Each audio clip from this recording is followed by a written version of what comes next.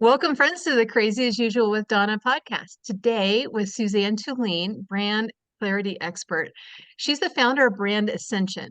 She has over 30 years of business branding and consulting experience. She's an international speaker, award-winning graphic designer, certified trainer, and even Suzanne has monkeys. And it all dates back to when she was a kid. She was bullied as a child, kind of like I was. But we're not talking about me today. You can read it in the book.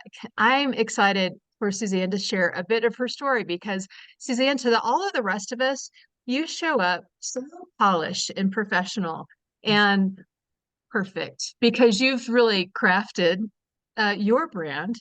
You've really crafted your stage presence. You've done a really great job. You've written 3 books, and yet you're willing to come on my podcast and talk about the monkeys that you battled and how you actually harnessed them. That's the exciting part because that's when your business really took off. So welcome and tell us a little bit more of that background. Thank you so much, Donna. It's so fun to be with you today. I love our conversation, so I'm glad we're able to record this one and share it with your audience. So, background, gosh, I grew up in Dayton, Ohio, so I'm a Midwest gal. So if you want me to go that far back, and Well, that's where the monkeys actually started because they you were did. in, was it fifth grade? Yeah, my biggest memories, well, you know what? When I do remember an incident in first grade. And that was when I came in. I don't know if I mentioned this to you before, but my first day of school, I had poison ivy all over me. Oh no. I know, from the summertime, and I'm allergic to it. And then so my mom put that pink stuff All over you. all over my face, Oh, my hands, and she made me go God to bless mom. school. And you can imagine the jokes and the teasing of that Yeah. experience. It was, my older self looks back on my younger self, and I'm sad for her. Yeah, because it's your first day of first grade. So first impressions all over the place. Yeah, yeah. Oh, I was in wow. the same school from first grade to eighth grade, so I had to live with this for 8 years. So I was going to ask, how long did it take for people to stop calling you Pinky or whatever? Oh my God. I don't know. They found other things to call me, and I had frizzy, naturally curly hair. I got glasses probably in fourth grade, fifth grade, I got braces. So it Oh, was just like wow. I was the poster child for the person that you could go and just have a blast with if you were a bullier. Oh, wow. I Oh, know. so what was the bullying incident that actually started this monkey chatter in your mind that you learned how to undo? And we'll talk about that.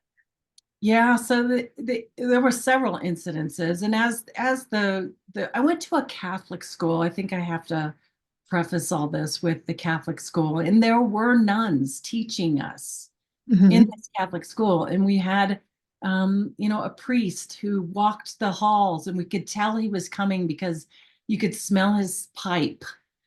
Oh, So everybody, it was everyone, it was pretty intense going through Catholic school and being yeah. taught by nuns with this strict way of teaching and the rulers slapping on the desks and things like that to get your attention. And, Yeah. um, I think my biggest memory that I keep going back to is when uh, these my girlfriends, were getting more and more, or realizing more and more, that the cutest boy in our class was starting to like me, Mhm. puppy love sort of Puppy stuff, love. Yeah. and paying attention to me. And, his name was Raymond, and we would hang out together and just be together all the time. So they started really separating themselves from me and talking about me. I could see them in the corner. I could hear them saying things Mm. in the bathroom. I would come in and they would get real quiet, and then laugh and giggle when I was in this. just those things that you could just tell that things were going on. And Yeah. it was pretty traumatic for me, actually. At that time, I don't know if you talk about this on your podcast, but I did start my period during that time when I was in that age of school. And that was a whole other joking process, which was pretty detrimental, to me, because you don't know what's going on with your body at that time. And Oh, it's you know embarrassing how to anyway. feel. And if you're one of the first ones, wow. Yeah. Yeah, for sure. So it was pretty traumatic. And it carried out not just in the classroom, but on the recess grounds and in some of the activities in our, physical gym class that we would have, some of the Yeah. activities to keep me from, it kept me from actually accomplishing some things that I knew I could do better. In there, we would have a field day. I don't know if you remember Right. that when you were, Yes, I remember field day. yeah, those field days. Horrifying for me. Well, I was winning ribbons. I was winning first places and runs and things like that. I was very athletic. Yeah. And I started holding back because I was showing off. Right. You were According, letting other girls win so that yeah, you weren't embarrassed by all of their, yeah, making fun of you. they're teasing. Wow. Yeah. So I Um, was certainly not living my potential through that whole experience for sure. yeah. And I often will say now that, I was bullied into becoming a personal brand clarity coach, Yeah. you know, Because because you had to establish who you were. I did eventually, it took me a long time. In my early 20s is probably when I really started realizing that I had something to offer. Yeah. And I was special in certain ways, and I thought differently about certain things. And my thoughts mattered in terms of my philosophy towards life or towards what I knew to be true. And I just started coming into my own. I got married young, Nice. very Yeah. young, 20 years old, to my high school Wow. sweetheart. Yeah, Okay. yeah. It wasn't Raymond though. No, it wasn't. No, we were in two different districts. It was interesting with the school that they would take two different areas of kids, and then when we graduated from that grade school, I moved on to junior high, and that was in a different district, and he went to a different, yeah. Okay. No, I've since tried to look him up, but with no real luck. Hmm. Yeah, so. Yeah, I know. I had a first grade boyfriend too. I kept wondering if I would run into him again. Mhm. Who knows? Maybe You he'll know, see you on a stage one day and say, Suzanne, it's me. maybe that's great. Okay, so you married young. When was it that you started to really take ownership of who you are? Um, Probably, after I got married very young, I wanted to go to college, but just didn't know how I would afford it.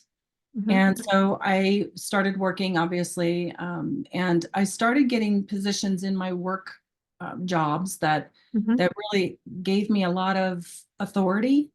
Yeah. And I got to, be more like one of my first jobs was administrative assistant. And then I started taking on, it was more like the assistant to the president, so to Hmm. speak. And I just took on more and more responsibilities. I was really running his life, Hmm. basically. And I felt And really more of good. a personal executive assistant. Yes. Yep. Felt really good about that. Then I went into more of the arts and printing arena, graphic design arena, and became, lead designer and lead project manager of certain things that gave me a lot of responsibility. And I felt good. And I had some good bosses that would acknowledge those sorts of things. And so I Yeah. really started building confidence around that. And that really Nice. helped me decide, what I wanted to do and what I wanted to be, and that I could be this and I could be that. Yeah. But there was always these monkeys in the background. And I was sometimes shocked at some things that I accomplished. And it's almost like I forgot about the monkeys until something happened in my world that was either traumatic or a big challenge that I would face. And then I would spin right back into these monkeys. And I would Yeah. justify why that happened in my world. So they were still there. They were always still there in the background. I would Okay. almost forget about them. And then I would accomplish things and then I'd be reminded of them. And then I'd Right. spin backwards And again. wonder, how did I get here again? I thought this was done. Yeah. And I Yeah. was like, oh, there they are. There they are again. Yes. Until I really moved into what I'm doing now, because I developed a process to help get out of that state of mind and Beautiful. really establish your own sense of your value position. Yeah. So I had to go through it myself once I developed it, right? And so since then, and it's still a work in progress because I still get, pounded with certain challenges in my world that I didn't Yeah. expect or not, but I am like really understanding the law of attraction is which I believe in, and the accountability I have with my vibration, my own vibration, in Right. attracting those negative things that might be happening to me. So how do you switch it? How do you get out of you're triggered? The monkeys are starting to chatter. How is it that you switch your vibration? Mhm. Well, because I went through my own personal brand program, which is just an unpacking of and clarifying of what value I bring to the table by being on this earth, what Yeah. makes me different and what I love about myself. And when I've identified and defined that, and then really be conscious, more strategic, more deliberate at aligning myself to what I know to be true about me. Yeah. And I'll go through and I'll read my own definitions of the attributes that I've assigned to myself as being my brand, then it raises my vibration up. I forget about that. I feel like I can accomplish anything and overcome anything. So Yeah. it's a tool that helps me stay in my lane and it keeps the monkeys at bay. And, I don't know. I feel like sometimes I drug them. I drug those monkeys so that they can't even understand what I'm thinking and doing. You And they can't say, move. You've immobilized the monkeys. I like that. yeah, So you just remind yourself who you are, yes. and that just overtakes the noise inside your head. And Yeah, over it's easy to remind myself because I've done the work, number Mhm. one. I've written things down that I can easily go back to. Sometimes I'll have my official brand presence workbook that I completed for myself on my bedside, right? And I'm going to bed and I'm thinking, I want to go to sleep and more empowered. I want to Yeah. feel more empowered and get everything maybe in my day. I had a challenge during the day. And I don't want to go to sleep rethinking everything of that day. Because all I'm doing is refiring and rewiring my synapses to live the same moment over and over and over again. And I don't like to live in the past. Right. Yeah. Just today I caught myself doing that. I call it rumination, and I start replaying those monkey messages, which are really based on assumptions that aren't necessarily true. They're just assumptions. Yes.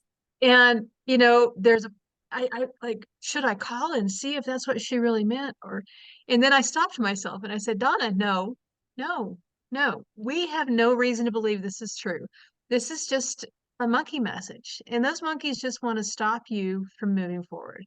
Or maybe protect you because maybe Mhm. somebody else is offended by something you did. If we live our whole lives afraid, what a Yeah. horrible life Well, to live. you know this, I'm sure, because of all the research you did for your great book, that monkey mind is actually connected to the ego Yeah. in our brains from psychological studies. I think I read an article in Psychology Today about that.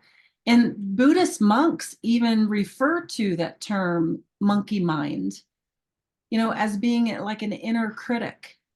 Yeah. And yeah, and it is attached to ego, and that's why the Buddhists call it that because that's kind of one of the biggest things the premises that they work on is about separation of ego and that sort of thing. Right. And the difference between that ego self and Mhm. who you are, the face you had before you were born. Yes. That's the the inner work, it sounds really similar to what you did, and just understanding who you are and what your value and worth are. And that Mhm. those um, people who make fun of you or won't accept you in their circle are the ones who are still trying to figure that out. That's There's no right. reason we need to play that game by their rules. And when you think about it, that's all coming from their own insecure filter Yeah, of what they're seeing. So it has nothing to do with you, really, right? right. Yeah, I have so many clients that come to me when we first start working on this kind of stuff, and you can hear the revolution of the story going over and over and over again every time we get on a coaching call. It starts again, and I'm like, okay, we're gonna slow this down. We're gonna stop it, because what you're doing right now is living in the past, and the Yeah, past does not exist right now. exactly. It's gone. Hmm. That's beautiful. So what does it look like when you work with one of your clients and actually walk them through this brand clarity process? Can you give us a glimpse? Yeah, so it's really, the first thing that most people will think about when you're trying to uncover the attributes of your brand is you've got to start with a set of core values and really understanding what your value position is, what you lean into. And you can tell by what you don't like, what you notice, because we tend to notice a lot of things we don't like, and they get bigger in our world, right? Because we're noticing them. One of mine, just for an example, is the lack of efficiency, Yeah. right? So my value is efficiency. Mhm. I value streamlining things, getting from A to B as fast and as most high quality as possible, but getting there. So I notice when, like, as simple as when a waitress will come over, if you've asked for something like a water, or an extra something, and then she walks by your table 5 times with nothing in her hand, to deliver your water for 10 minutes. Right. Mhm. It's those things that I just notice because I lean into efficiencies that I love and I value. So Nice. those little tiny things. So we unpack things like that. I have a structured exercise that really helps you flesh that out. And Nice. then we move into something called personal brand style attributes. And these style attributes are a set of personality traits that help advise or define how you live your values, right? So it's Nice. in the way of how you live your values. So, but after those are defined, and there's several other steps, but after those are identified, we define them not from a Webster dictionary, but how that person is going to actually commit to showing up in that value construct or in that personality trait. So this helps them realize Yeah. that they are this. And these are examples. The definition is really examples of how they actually show up in their everyday environments of being that. So Wow. it's real time, real life, and a great reminder that you are that, right? And that's what Mhm. really raises your vibration up. It helps you quiet the monkeys, get them silent, drugged out. They can't operate anymore. And Right. in the background, yeah. Oh, that's really, really great. And I love that this is a process that you take people through who are growing a business, but you end up growing their self-confidence, which really is the asset of any business. It doesn't matter what we sell or what we do. Oh, Yeah, that's and adding those other components, which are differentiators, your standards of living, building out a mantra, a personal brand mantra, and a personal brand why statement, like why do I exist statement, really helps solidify that. And those are tools that bring you back into your true, authentic self right, right. to be more of who you say you are. Mhm. I love that you guide people to find out what their core values are by understanding what they hate or what they can't stand. Or what they're Because, embarrassed about. That's or another. Mhm. yeah, or a lot of us, I've heard so many success strategists say you end up uh, helping people the most based on where you needed help, what you have overcome. You have to, Mhm. um, you just can't help but want to pull somebody else along once you get on the other side of that. I think Exactly. it's a beautiful thing to recognize Hmm. and then ask yourself, what is my responsibility here? Exactly. It's all about Yeah. expansion for me. I think everyone is here on this planet to expand. That's Hmm. kind of the general overarching philosophy that I believe in. It's just, where do you want to expand? Like, where is your Yeah. passion? But your job here is to expand. That's why you're here in this physical body. What do you mean by expand? Can you just kind of put something like tangible around that to just illustrate what that means, what it looks like? Expand to me means explore, learn, adventure, teach, utilize those things in that life has to offer to then deliver and get yourself to that next level. I always say that you're either becoming a master of something in your life, or you're becoming a student again, Hmm. right? Master and then student, master Yeah. and student. And that's just life. It's just up and down. And all the six buckets you have in your world, your family, your community, your relationships, your workplace, right? Your Yeah. well-being, sense of well-being, your finances, all these things. You've got these buckets that you're either learning and becoming a master, or you're a new student again because something Yeah. new comes in your world. Hmm. I like that you use that frequency, kind of that sine wave.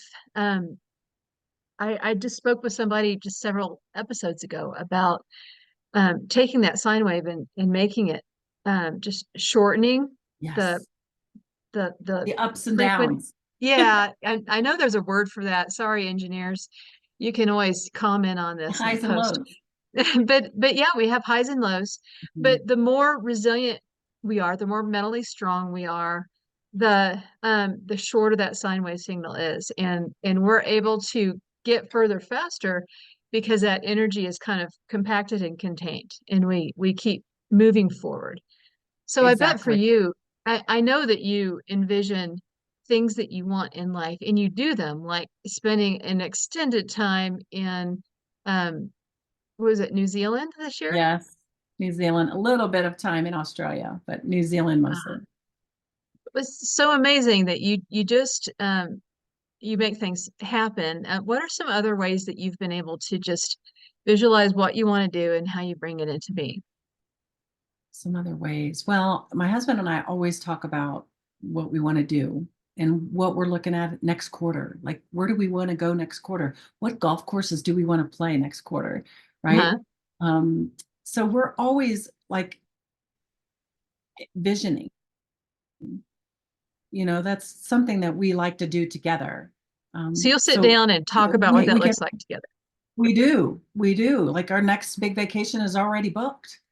We booked Nice. it actually before we even went to to New New Zealand. Zealand. Oh, Yeah, nice. because I we love know that. that if we don't have it on paper, life gets in the way, and Hmm.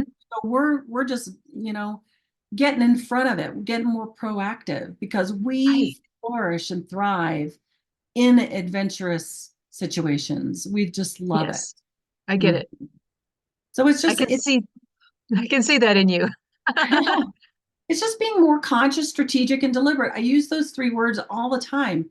My mantra is consciousness, inspiration, growth. That is my personal brand mantra. That's the world I want to live in. I want to be highly conscious about everything that's going on. I want to be inspired and I want to inspire others. And I'm constantly growing because I'm just curious. I'm a Sagittarian and I'm just constantly curious about things. So those are my drivers. That's what Nice. keeps me doing what I'm doing. Yeah. I don't know if it's one of my values or just a word that I really like, curiosity. It's Mm, so much more fun to live curious, especially about those who seem to believe differently than I do. I want to understand what's inside their head. I want to understand what they dream about, what they wish for in the world. yes. Curiosity just makes life so much more fun because we don't have to waste the energy on having all the right answers, right? Well, I think that definitely is. And I can just say, just from knowing you, that you are a curious woman. And huh, that makes me think of makes me think of what is the Alice in Wonderland, right? Oh, yeah. That's one of my favorite shows of all time. And there's one particular rendition of it that I just totally love. But I would say that that would be a style attribute that I'm sure would pop up if you did the activity and worked through that, because I see you constantly as being curious and stepping in your, dipping your foot in the pool in a lot of different areas. Yeah. Yep, maybe too many, but it's fun. It's fun to explore. It's fun to give yourself permission to do things, even if Mhm. imperfectly, because I mean, who has the time to be perfect? You have to, but you're going to help me Perfection with that. is a disease, you know that, right? It is. It really is. It stops us from doing good things because we keep waiting. And I just think of all the people who haven't done things they've always wanted to do because they're waiting to be perfect. So Mhm. thanks for helping remind us to have permission to step into life. So Mhm. I'm sad that we're almost out of time. What's something you want to leave the audience with? We know we're going to share all your links to everything in the show notes. Tell us one thing you want someone to remember today. Oh my gosh. I would say this phrase I use a lot in my workshops is that think about this. Your level of success is inextricably related to your level of self-development. Mm. I love that phrase when you think about it, because success is so much more than the dollars you bring in the door, right? Yeah, It's about living your own passion, living your own realization, and in your, you realizing your own authentic self is right. super powerful. So good. Mhm. So good. Thank you so much, Suzanne, for sharing a little under the hood Suzanne Tulien today. Thank you, Anna. For everyone who's listening, this has been the Crazy as Usual podcast with Donna and Suzanne Tulien. Check out my LinkedIn newsletter, Crazy as Usual. That's where you'll find all of the show notes and a link to that also on Instagram. So until next time, live yourself, live your life crazy, brilliant, and free.